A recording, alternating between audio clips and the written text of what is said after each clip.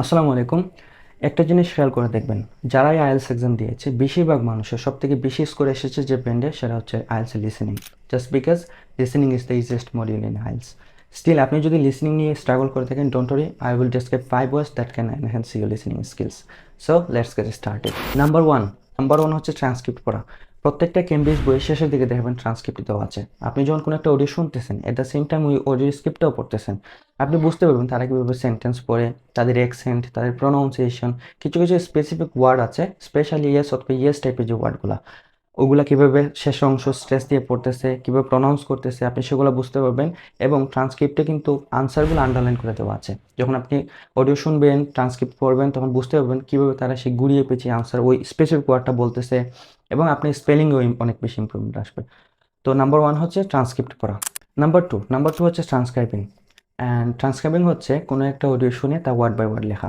ট্রান্সক্রিপ্টে যেমন আপনি অডিও শুনতেছেন এবং ট্রান্সক্রিপ্টটা দেখতেছেন, ট্রান্সক্রাইবিংয়ের ক্ষেত্রে আপনি শুনবেন এবং যা যা বলে যাচ্ছে আপনি পোজ করে করে, অথবা আপনি যদি স্পিডে লিখতে পারেন সেগুলো লিখে ফেলবেন।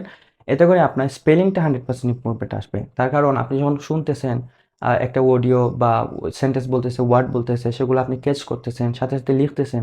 যদি ভুল হয় ট্রান্সক্রিপ্ট দেখে নেবেন। আর যদি সেটা নাও করেন, আপনার কিন্তু যদি পারেন আর কি, তাহলে আপনার স্পেলিংটাও ইম্প্রুভমেন্ট আসতেছে।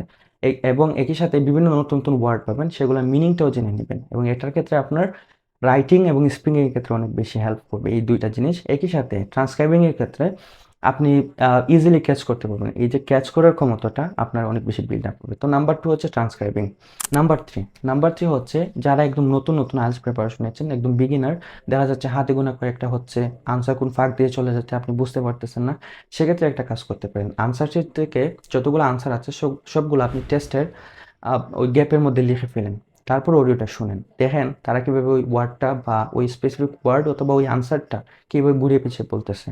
আপনি এভাবে শোনেন, যদি একবার শোনেন, তারপর আবার 1.25 অথবা 1.5 দিয়ে শোনেন, এভাবে কয়েকবার শুনেন এই টেস্ট। তারপর নতুন করে এই টেস্টটা দেন, তখন দেখবেন আপনার কতটুকু আপনার ক্যাচ করার ক্ষমতা বিল্ড আপ হচ্ছে। নাম্বার 4, অনেক সময় একটা জিনিস দেখা যায়, 20টা 30টা অথবা 25টা হোয়াট এভার ইট ইজ, যতটা হবার হয়েছে তারপর নতুন একটা টেস্টে অনেকে চলে যায়। And absolutely you shouldn't do it. আপনি রিসার্চ করেন, খুঁজে বের করেন কেন বাদবাকি হয় নাই। 20টা হয়েছে, বাদবাকি 20টা কেন হয় নাই। ইউটিউবে আছে, গুগলে বিভিন্ন ওয়েবসাইট আছে, অথবা ইউটিউবে বিভিন্ন ভিডিও আছে, এক্সপ্লেনেশন ভিডিও, আপনি সেগুলো দেখেন কেন হয় নাই সেটা রিসার্চ করে বা খুঁজে খুঁজে বের করেন। এবং এভাবে প্রত্যেকটা টেস্ট এভাবে করবেন, এবং এই টেস্টটা রেখে দিবেন। 1 সপ্তাহ পরে এই টেস্টটা আবার দিবেন।